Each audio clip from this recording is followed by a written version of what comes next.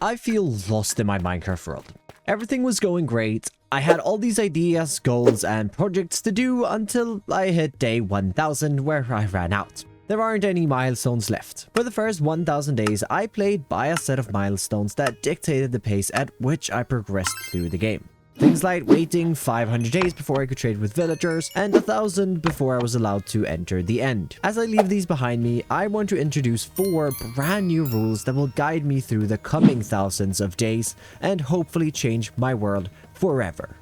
A few months ago, I started building a mountain and hall to show my world plan. Since then, the project has sat unfinished for months.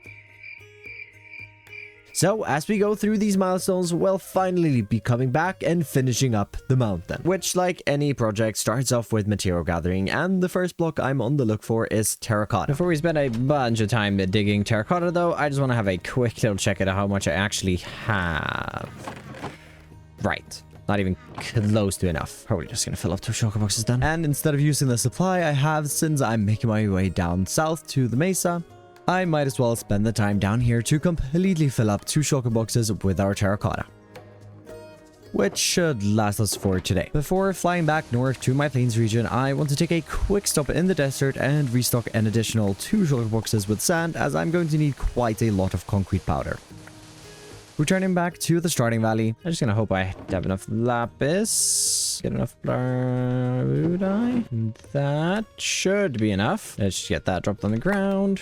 Entire sugar box of light blue terracotta and a bit. Right, let's get another 4 stacks. That should be everything we need for the mountain. Since we already have the sand, let's head north in the world, up to my slime farm swamp, where there are also a couple of gravelly hills that I can mine away at to fill my shulkers with gravel.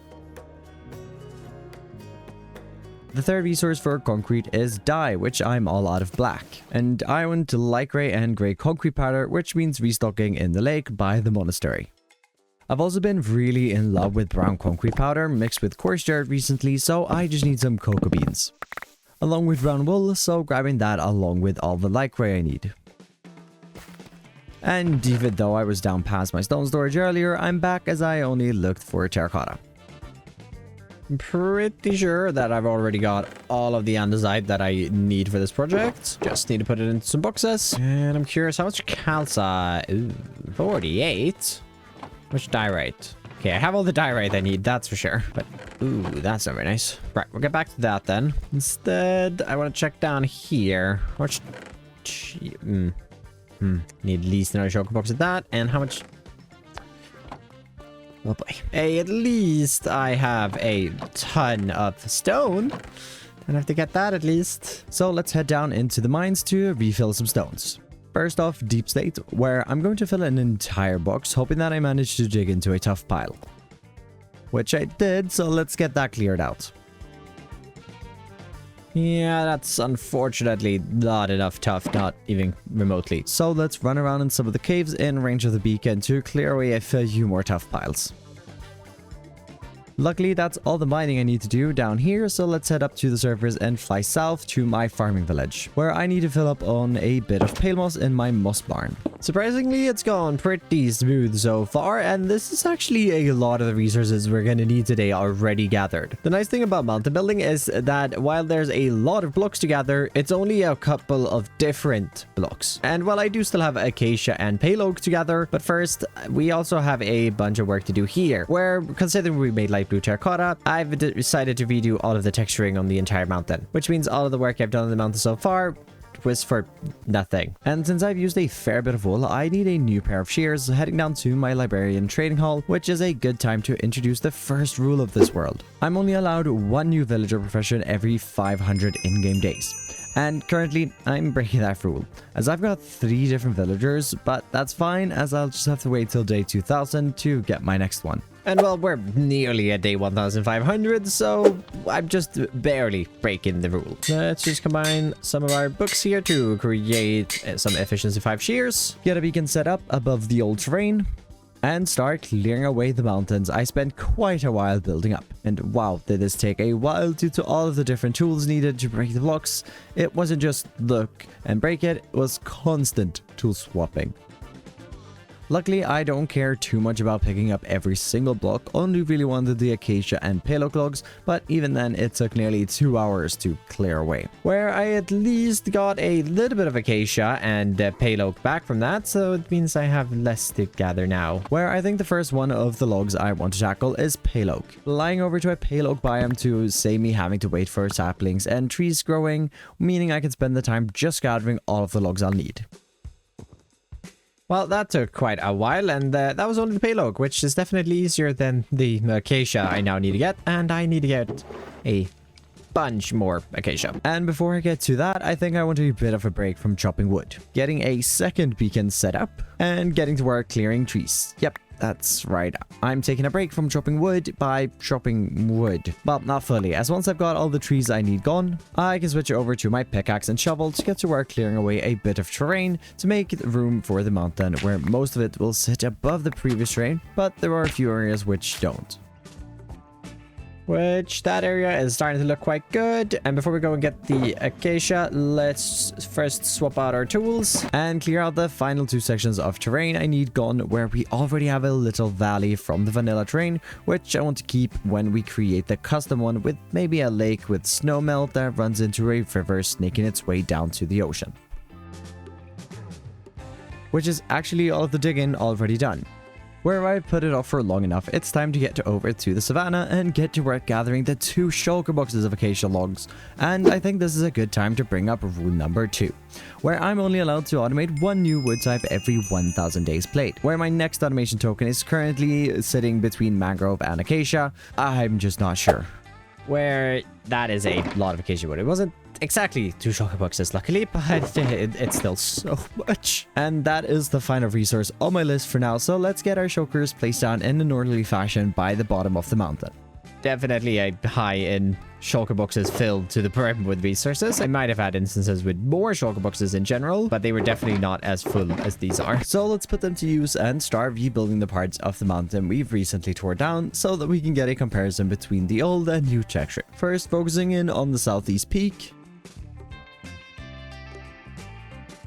And other than the texturing changes, I recently discovered that brown concrete powder works really well with coarse dirt, which I want to use to transition between grass and stone. Which is a good start, but before we make the comparison, I'd like to get everything that we tore down rebuilt. Where first we can get the second peak right next to the path up to the Hall of Fame entrance built up, before building up the terrain right around the entrance, which we do have to rebuild a bit as well since it's meant to be carved out of the mountain. If we now have a look back at the original texturing and the new, I've got to say I'm a massive fan. And we seem to have gotten a couple of visitors up there. I'm just gonna let those enjoy the mountainside while we have a little look at the texturing over here, as I think this is a pretty good view on it, where I've introduced, as you've probably seen, a lot of light blue terracotta into the mountain, which from a distance, up close as well, but especially from a distance, gives it all a very blue tint, which I'm a massive fan of. The reason I've gone ahead and changed the terraforming, and well, I actually probably want to change up a lot of the terraforming in this region, as it was a very generic texturing, and I'd like to try something a bit new. Other than introducing the blue terracotta, I've also introduced some gray concrete powder, and I have changed up the way I texture it slightly so that I get a little bit more control. We'll get into how it's textured a little later, as for now, I really just want to continue expanding and seeing if I can get the entire base of the south face of the mountain built up. But it was a bit difficult with all the gravity blocks and having to bridge out stone from the old mountain, so shifting gears and getting the grassy plains built up first, before swapping back to our mountain blocks to get a bit more of the south face built up.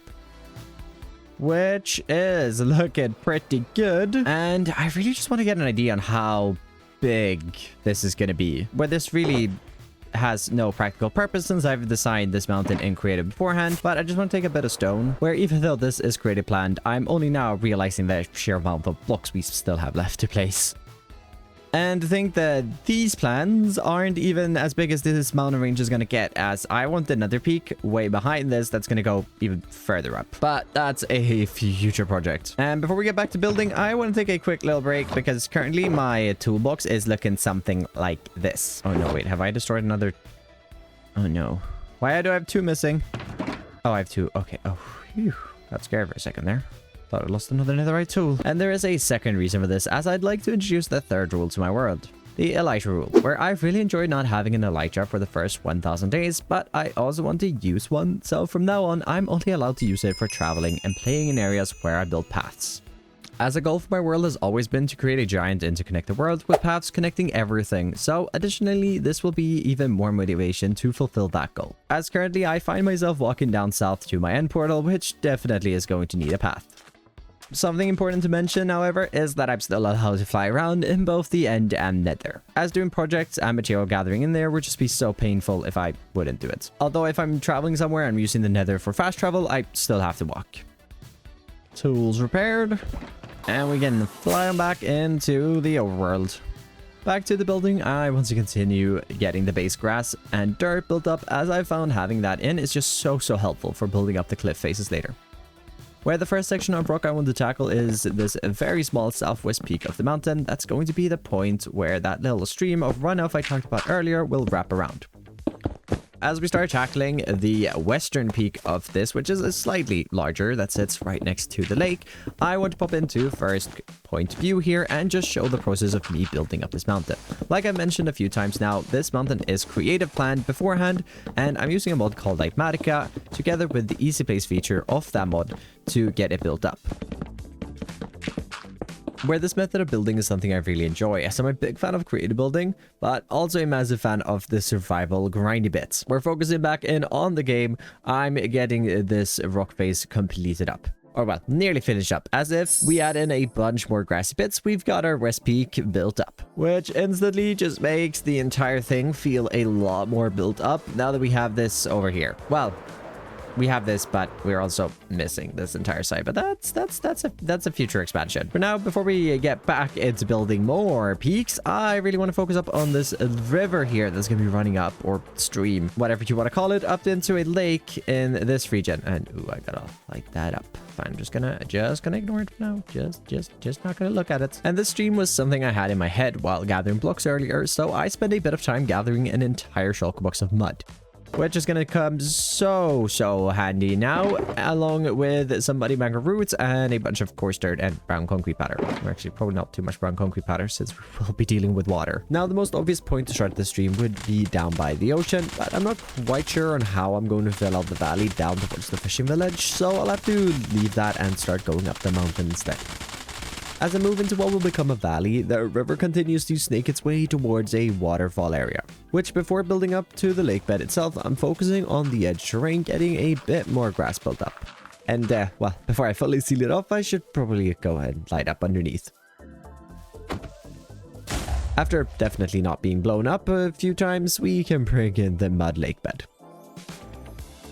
With the runoff coming down from our peaks up here, fueling this lake, fueling the stream that runs down through this little valley and all the way down the mountain, I think it's going to be pretty cool. And, well, I just don't know what I want to do in this area. Part of me wants to make an orchard, but with me wanting to build this up a little more and the mountain here, it just doesn't make a lot of sense, does it? Maybe I should just continue this sloping stream a lot and just have it gradually slope down and connect into the water. You know, we do also have water over here, so maybe it should connect through here as well. I don't really know. If you have any suggestions, let me know down below. And while jumping into the future a bit, I have actually figured out the terrain. Still not sure if I want to add anything, but I figured this would be a good opportunity to show you how I do the texturing. Where I used to only have these 4 blocks in my ground texturing, but I decided I needed a bit more control, so I've also introduced smoothstone and gray glazed terracotta. And I've got this mocked up here for the next episode, and I'd like to go through and texture this as an example, where once we've selected all of our current temporary block, in this case cyan terracotta, we're going to go ahead and open the auto shade feature of Axiom. We're going to switch to new auto, and I've already got a preset set up here with all of the different blocks. I will actually just be changing these out a tiny bit to match the ones that I have right here. Then we're going to go custom positions and start outlining where we want these to be. We're going to have one right here, one somewhere over this way, and another one one from this side. Just gonna keep the percentages as is, and we're gonna auto shade, and then we have a look at it and see if it's something that we like. Well, this process is really just all about trying and seeing how it's working out, and then retrying until you get something that you like. Next step, we get rid of the auto shade feature, and we start with our darkest blocks. We are then going to open the noise painter, and with the texturing here, we are just going to follow all of these presets here, where the black concrete is going to be replaced with a random set of these gray, these blocks, and so on and so forth the entire way. And if you'd like to use this texture, you can just pause here and copy it for yourself, which makes the mountain go from our little ugly mess of blocks into something that is looking quite good, ready to be built in the world. And if you want to see me build that in survival, you gotta check out the next episode. For now, back to building the mountain, where I'd like to continue working and detailing the stream. But before we do, I'd really like if the area was closer to what it will be by the end, by building up a bit more of the mountain face in the area. We now fly on down to the bottom, and we grab ourselves 2 water buckets. We can head back upstream and get the water filled in. Had to make the stream a little thinner at points, but I made my way up to the waterfalls and subsequently the lake. Which that deep dark blue here running all the way up this little stream now is looking really good. And before we continue working towards the main peaks and something I just considered, I have not gathered snow, and I'm gonna need a lot of it. And I don't really want to continue thinking of that. So instead, there's a good chance. Yeah, I have a lot of foliage things here in my ender chests. And if we bring some of these out, we should be able to make this area look a little more alive. We're definitely gonna need a bit more string. Oh, I just destroyed a small drip leaf. Yeah, that felt bad. That felt really bad. That hurts. But already, just this is looking really good. And I think to elevate this just a step further, we can grab some of our seeds that I've got in here, along with a hoe. And this will just allow us to bring in a little bit of color along the river, as it's a lot of brown, green, and blue right now. And this here should just give that little bit of extra detail. Continuing with this foliage, I don't want to do too much right now, but I would like a bit of detail around the lake as well. We're flying up here now. It just feels so much more alive, and I'd love like a tree or two up here. I'm just so terrified of putting trees on top of mountains because it's so easy to mess up the scale. So probably not going to do that. I do also really want to build something up here where this isn't a snowy peak and one of the only non-snowy peaks that are a little higher up. And I don't know, I just want to put something up here since you can really see everything out this way. And I have a lot of plans that involve both the mangrove swamp over there and the desert all the way down there, and I feel like this would be a really cool build to see from the distance. But again, that is just future speculation. For now, I'd still really like to get a tree built, and since I'm too scared to mess the mountain up, I think I've got the perfect spot. Down here by my sugarcane farm, where I'd like to bring up 2 new trees to start the transition from my big canopy trees into some smaller, thinner ones. And if you'd like to transition from viewer to subscriber, I wouldn't say no. As I'm recording this, I'm about 50 subs off of 100,000, and even though I highly doubt I haven't gotten those 50 by the time this video goes up, I'd still really appreciate it.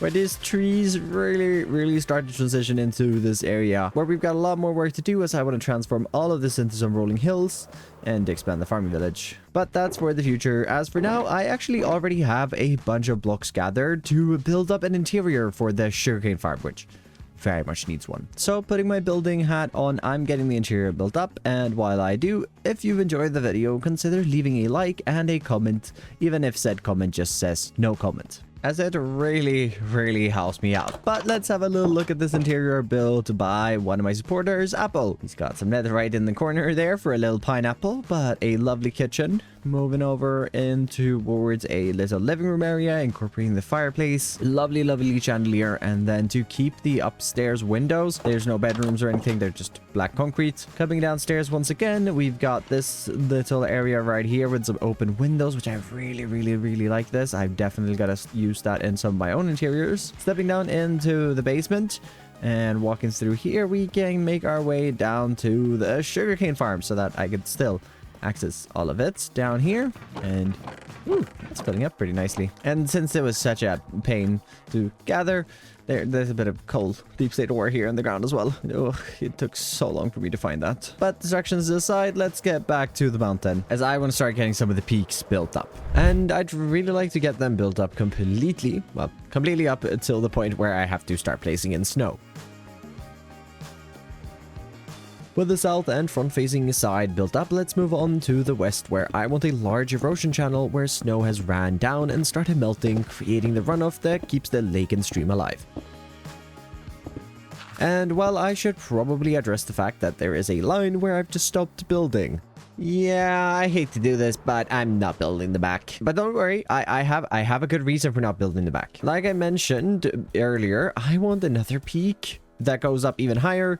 It's just not feasible to build today. And well, I also want the mountain range to actually stretch probably all the way over to that. And inside of it, it's going to be a completely hidden region of my world, a snow region. Back when I started this mountain project, I made this grand hall that I really need to work a little bit more on. I still love the door. And oh, I need to get those in now. Anyways, I got this grand hall in here with a bunch of banners, which will represent the 6 kingdoms that I plan to build in this world. And so far, I've only been working on the first one. I still don't know the banner color for that one. Figure it out at some point. And one of the other kingdoms I have planned is a snow kingdom. But if I open up my map, and ooh, that looks so cool. Scroll out a little bit. The closest snowy region is up here. And I'm already going to be building all the way down here. So I think we're going to have to create our own custom snowy biome, which is why I want to create the mountain range back behind here. And also why I'm not finishing the back today, because I honestly just have no idea how that's going to continue into the next and how that's going to create the valley for the snow kingdom.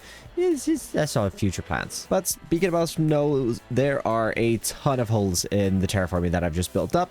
And well, yeah, it requires snow. And I'm going to be honest, I don't really know if there's a good, efficient way to snow farm. Well, I mean, there probably is. I just don't know it. I thought I had a snow golem in there. I could have sworn I had a snow golem over here somewhere, actually. Oh, yeah, here he is. Oh, that's going to take a while, isn't it? Because I need 2 shulker boxes of snow blocks, and I need 15,000 snow layers. Yeah.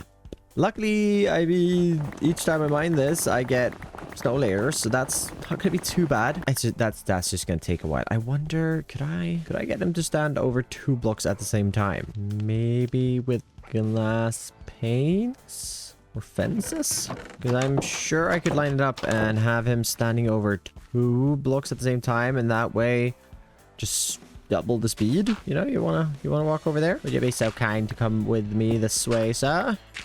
Right, block him back in so that he doesn't die to any rain. And I'm pretty sure, yeah, that's definitely going to be faster. Okay, maybe I was worried about snow for no good reason. I'm going to get myself 2 white chalk boxes, and I'm going to skip out on the layers for now and just go ahead and try and get all of the snow blocks I'm going to need. And you know what? I have a track record of breaking my shovels, and I would rather not risk another right shovel. Maybe we can go ahead and get 2 diamond shovels, pick up some mending books, and ideally unbreaking books. Perfect. Didn't even need to trade for it. Get these combined. Put on our shovels. We can later turn some of these into silk touch to get the snow layers, but for now, actually, I should probably get some hoppers because there's going to be a lot of items on the ground, isn't there? Well, let's get to work. And while mining the snow isn't really the annoying part, it's more the fact that snowballs stack to 16 and 4 inventory slots only convert into 16 snow blocks.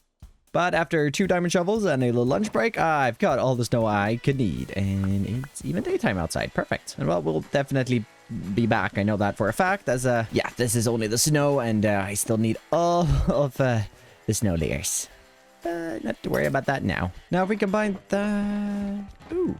I never got all the dye right, did I? Yeah, this is the bad thing about spreading this project out over a span of a couple of weeks. As I've been busy working on create things, I've just been gathering blocks and building here and there. And, turns out I didn't get all the dye right I need. I luckily don't think I need that much. So I should be covered on the dye right at least. But I did also use calcite, so I'm hoping I have that in storage. Let's give it a... No. I do only need about 5, maybe 6 stacks. And oh yeah, I'm definitely covered in dye right. I think I only need about a row of this. Right, but calcite. Flying down through the cave, I know there is a geode in here somewhere. And there it is. Just going to spend the time gathering all the calcite while I'm here as well. This is my favorite world. I'll definitely end up using it. And wow, there is a lot of calcite in a single geode. That's definitely not too shabby. I did also end up finding 3 deep slate coal ore, which I am never going to be sad about. Drop some of the excess off, and let's get over here to the mountain and get these out, where we can start to fill in the gaps. I've grabbed the diorite and calcite to bridge the harsh gap in color between the gray stony pits and the white snow, utilizing this mainly downslope of snow, as if the snow layer gets thinner and you start to see a bit of gray poking through. With most of the further down gaps filled in, let's complete up the snowy peak of our first big peak. And then start to work towards the second one slightly north, where I've got these 2 big erosion channels on either side that I want to connect with a little snow valley. That's looking so good. Oh, seeing snow on this finally, and we're poking through the clouds. And then all the snow layers in here smoothing all this out. It's gonna be so cool. Not looking forward to placing this, but I do have a trick up my sleeve. Now, before we can build our main peak, we've got the entire east side to fix, which means we have to go step by step to get there. Which means my first task is to get the grass layers down by the base of the mountain, connecting that down in a little temporary fashion to my blacksmith. We'll be back in this area in the future, as I want to expand on the pine trees and create a massive forest, which will be the home to my wood storage, which is actually another rule of mine. I plan to spread my storage out, and every 1000 days I'll unlock a storage token, which allows me to either build a brand new storage or upgrade an existing one to be automatic. That little explanation aside, let's start to build up the rocks of the east peak, covering up the ugly outside of the Hall of Fame interior. And at this point, you know what's next, as I've swapped out my stone for snow, starting to create the tippity top, along with some snow plains stretching around the back of the mountain, which is looking so epic. And also having a proper part now onto this with the snow and everything is looking really nice. But we still got a bit more building to do to complete up the part of this mountain I want to do today, right? I've already been good. Might as well continue to light up a bit more underneath the mountain so that we don't have a giant farm. With the underside of the entire mountain lit up, I can feel good about myself as I build up the final rock faces for today that forms the main peak of this entire mountain. Which means I only have a few more snow blocks to place down, but I've ran out, so over my little farm grabbing even more. Then back on top of the mountain, getting those placed in quickly. And there we have it, the complete mountain. Well, if you disregard the fact that there's no backside, or the fact that I still need to place all those snow layers. But before I do that, I want to keep it off for even longer and work on some of the foliage, because currently I think the best area on this mountain is definitely the one over here, where I've added foliage, and of course the river just adds so much. So we need to get some more foliage bits put together, flying out to the farming village, where I've got a bunch of foliage farms. First, restocking on some dry grass. Already had firefly bushes ready, so next spending a little bit of time in my bush farm, as I need 12 stacks of these. And lastly, spending quite a while in the fern farm, as it requires manual replanting. So much time, in fact, that I had to go past my trading hall to repair my shears in order to get the final stacks. It'd be so nice if ferns and regular grass could also be harvested with silk touch tools. That's most of our foliage, but we are missing grass, so I'm hopping onto Rumble and galloping north to a mountain biome where I can set up a grass platform, which I can then bone meal. And since we are in a mountain biome, I only get grass, no flowers or anything else. A lot of good foliage, just one final thing, and I figure we can just grab that here under the mountain, as it's nicely lit up, and I just want to get a few birch leaves, as I want to make a couple of bigger bushes as well. And I've got no estimate on how long this is going to take me, as I'm really just going to be running around placing all these foliage bits down. But even though this is going to take me a lot of time, it's going to be well worth it, as even though it's a small amount of blocks compared to the rest of the mountain, it really makes a massive difference. And just my first pass, adding grass, ferns, and bushes, took me 45 minutes. And now I'm on to the second, sorting out some of those birch leaves along with firefly patches. Could probably spend so much time running around adding even more details, but oh my, it's looking so good, isn't it? The foliage really brings it to life. But another thing that I think is going to really bring it to life is smoothing out all of the snow sections. With our foliage sorted, I need to grab a bunch of choco boxes. That's 3. Luckily, I've emptied out a few more as I need 9. Yeah, we need a lot of snow layers. But before I can get to sitting in my snow farm, I need to head through the nether into the end. As all of the shovels I've used to gather snow, they are completely broken. And well, honestly, I probably should have just made some new ones because I need to apply silk touch to them anyways. Oh well, we're here now. Let's just get them repaired.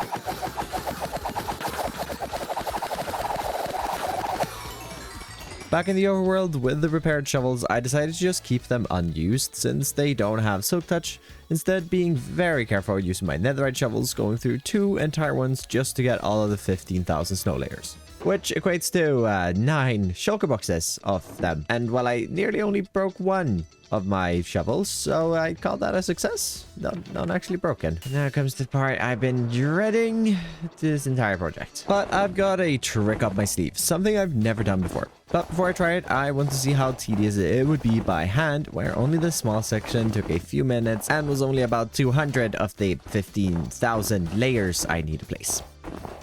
So taking some advice from Fripp, where he recommended using a Lighmatica printer to place in the snow layers, which basically is exactly what it sounds like. You walk around and it builds for you, which feels really weird and honestly was quite boring. Having it do all the work is, even though it speeds up the process a lot, it still took me an hour of just walking around, not really doing anything. And I feel like I just have to show this for the first person perspective as well. If you just click the button to turn the printing mode on, you really just walk around. Easy place is one thing. I still, you know, have to run around, place the blocks myself. This isn't a whole other level. Definitely nothing I'm going to be using besides doing this, because just having to click so many times to get a single block done, that's too much. And at that point, I'd probably just not do any snow layers. No, thank you, Fwip, for saying that this is a viable way to do this. And I do want to give a bit of an extra thank you to Fwip, as he helped me refine some of the rules and milestones of this world. And it really just helped me make them a lot clearer and simplified so that I wasn't overcomplicating things and, well, it wouldn't really have been portrayed that well to you guys. For now, though, let's get these final layers in. And well, with those final snow layers and a few bits of stained glass for some additional runoff, that is the mountain complete. I've lost count on how many hours this all has taken me, but I started this project in the early 1400 days and I'm nearing day 1600. So, safe to say it's taken me a minute. As we've been building this entire project, I have been going through all of the different rules and milestones that I want to incorporate just to keep the world feeling a little bit more unique and keep me a little bit more motivated for certain projects. And, well, I want to turn the rest of this hall. Don't mind the backside. There is no backside of the mountain. I want to eventually create a big old room at the back here, which is going to house these milestones and rules so that I can actually keep track of them and have them in the world somehow. I have to update this. This is episode 10. We're on 21. So let's buy a couple of maps from our cartographer. Just need to figure out how I need to expand. New maps created. Oh, I'm so excited to see this. Do it on this side. It's going to be a little bit bigger. And I need to... Is it a paper? No, that's scaling. I need to duplicate them, put one of each in the barrel so that we can update it in the future, and then go through and lock all of these. And this is definitely going to be the longest series I've done where I've actually managed to make a map. I forgot to update the old ones. Smart. Okay, that's looking more like it. Although it looks like I didn't update this map, but that's just because the mountain kind of stops there.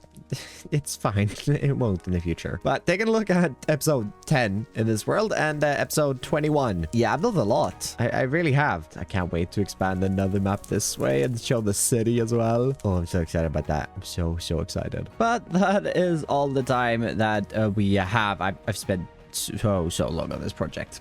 So long, in fact, that I've hit 100k. Yeah, this is the second time recording this outro because between the time that I recorded it originally and now, I've surpassed 100k on YouTube. And honestly, I'm a bit lost in words. I don't know what to say.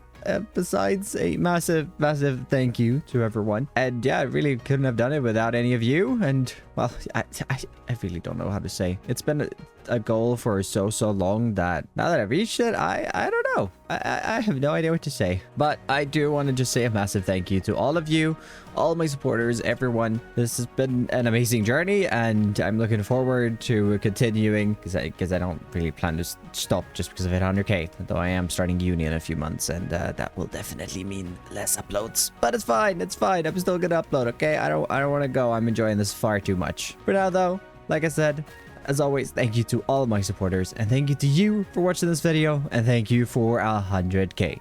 See you in the next one. Bye bye.